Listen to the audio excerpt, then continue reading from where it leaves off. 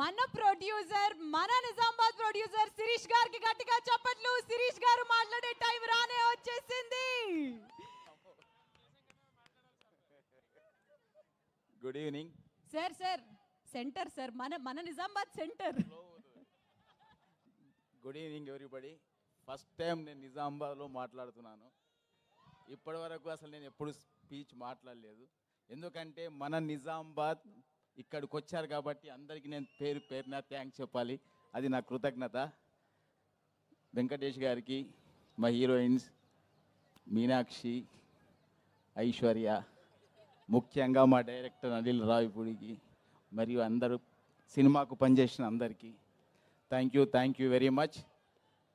మళ్ళీ మాట్లాడతాను. Thank you. అయ్యయ్యో అదిదా సారా?